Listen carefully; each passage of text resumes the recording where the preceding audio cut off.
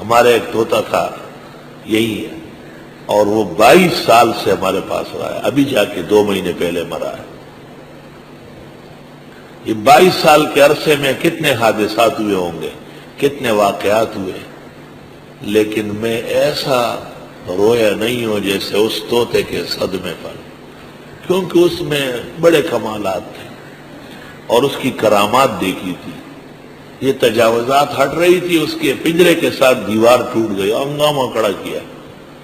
میں چلا گیا، اس کو میں نے تسلی دی، کوشش کرتے ہیں۔ میں باہر آیا، وہ پورا فیصلہ بدل گیا، اور انہوں نے کہا نہیں، آپ اس پنجرے کے سیدھ میں باہر 5 فٹ اور جگہ لے لے اور دیوار بنائے، اور طوطے کا پنجرہ خراب نہیں ہو رہا تھا۔ میں فوراً سمجھ گیا وہ یہ کہ یہ ہمارے خادم غریب جو پانی وانی اور چارہ ڈالتے ہیں، انہوں نے مجھے اطلاع نہیں دی، اس کی اور بلی کی لڑائی ہو گئی۔ مجھے پتہ چلا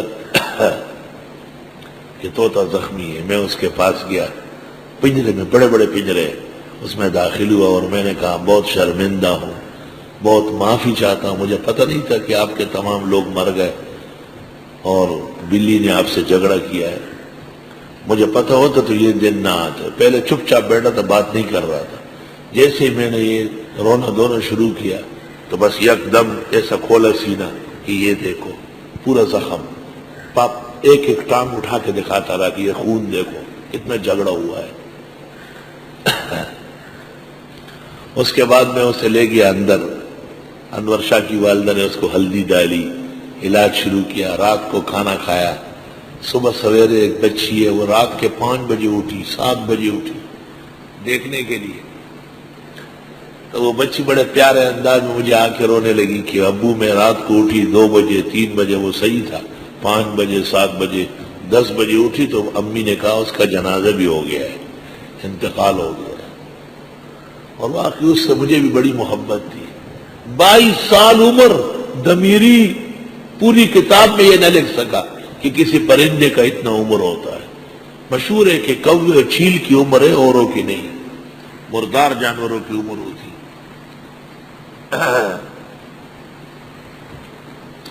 وہ ہوائی جہاز کی نقل کرتا تھا، اور تاج والا تو ہوتا تھا، یہ ہرا والا نہیں، دوسرا تو ہوتا تھا جس کے سر پہ وہ تاج ہوتا ہے۔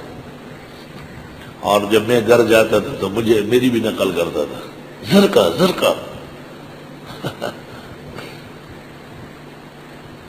مخلوق مخلوق ہی ہے، ایک نہ ایک دن فنا ہے۔ تو ابراہیم علیہ السلام کو کہا فخذ اربعۃ من الطیر، لیجیے 4 پرندے، فصرہن الیک۔ ایک تفسیر تو یہ کہ عادی کرے ان کو، دوسرا یہ کہ نہیں ان کو ٹکڑے ٹکڑے کر لے۔ ثم جعل علی سرعن کے معنی یہاں ہے قطعہن، فصرہن الیک،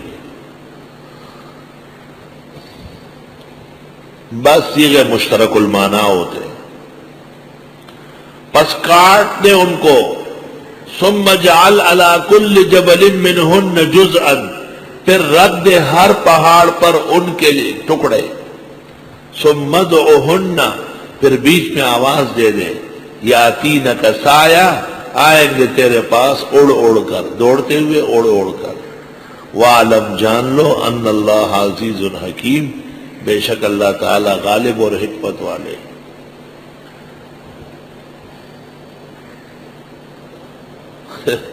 جس مفسر کو جو پرندے پسند تھے، ابن عباس نے کہا کہ ایک فرنوک تھا، دوسرا کرکی تھا، تیسرا طاؤس تھا، اور چوتھا مرغا تھا۔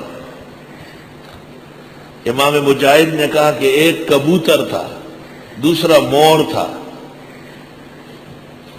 اور تیسرا طوطا تھا، اور چوتھا مینا۔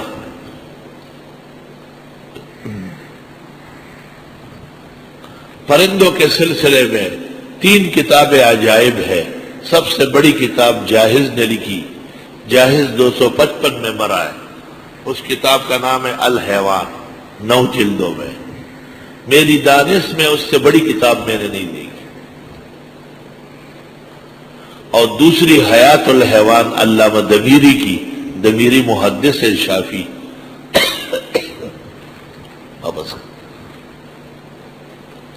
اور تیسری کتاب کرمانی کی ہے عجائب المخلوقات۔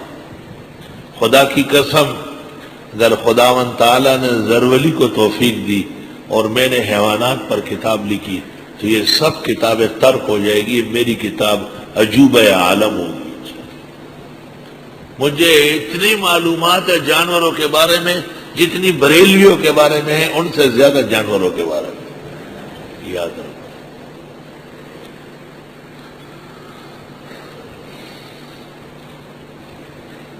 ایک نقطہ سن لو، اللہ تعالیٰ نے کہا کہ پرندوں کو کاٹو، ٹکڑے کرو مختلف پہاڑوں پہ، اس کا سر، اس کی ٹانگ، اس کا پر، اس کی دم ادھر رکھو، اس کی دم، اس کا سر، اس کی ٹانگ، اس کا پر ادھر رکھو۔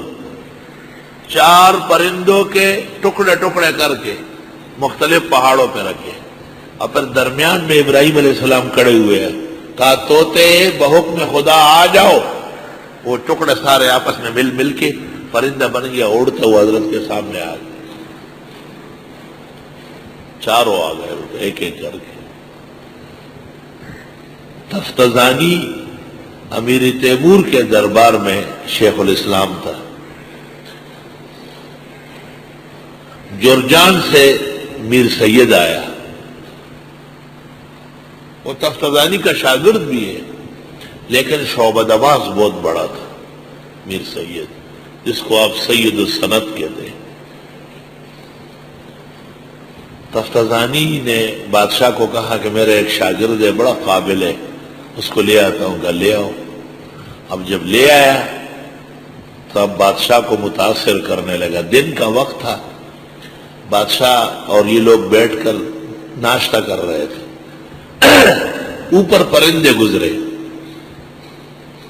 بادشاہ نے کہا کوئی ایسا علم ہے کہ یہ پرندے نیچے آ جائے؟ میر سید نے کہا آ جائیں گے۔ تو کیسے آئیں گے؟ کہا آپ حکم دیں۔ بادشاہ نے کہا آنا چاہیے ان کو۔ میر سید کے پاس کوئی کرتب تھا، علماء لکھتے ہیں ان آیات سے نکلتا ہے، اور اس کرتب کے مطابق وہ پرندے اڑ کے نیچے آ گئے اور انہیں گرفتار کر کے پنجرے میں ڈالے۔ بادشاہ متاثر ہوا، تفتزانی کو معزول کر لیا، میر سید کو شیخ الاسلام بنایا، اور اس کے بعد وہ مشہور مناظرہ ہوا ہے جس کا حکم علم الدین معتزلی تھا۔ ثم ادعوہن، پھر پکاریے ان کو، یاتینک سعیا، آ جائیں گے دوڑتے ہوئے۔ اللہ تعالیٰ جب توفیق دے تو مردہ سن لیتا ہے۔ سماع الموتى کلام الخلق قاطبۃ قد صحت لنا الآثار فی الکتب، انور شاہ سے فیض الباری جلد 2 صفحہ 448 پر لکھتے ہیں، سماع الموتى کلام الخلق قاطبۃ، سارا جہان سماع الموتى کا قائل، قد صحت لنا الآثار فی الکتب، اور اس میں احادیث سب سے حد کو پہنچی ہے۔ وآیت النفی انک لا تسمع الموتى، وآیت النفی معناها سماع ہدا لا يسمعون اے لا يسغون للادب، آیت کا معنی تو یہ کہ ایسی قبولیت نہیں کر سکتے کہ اب یہ ایمان لے آئے۔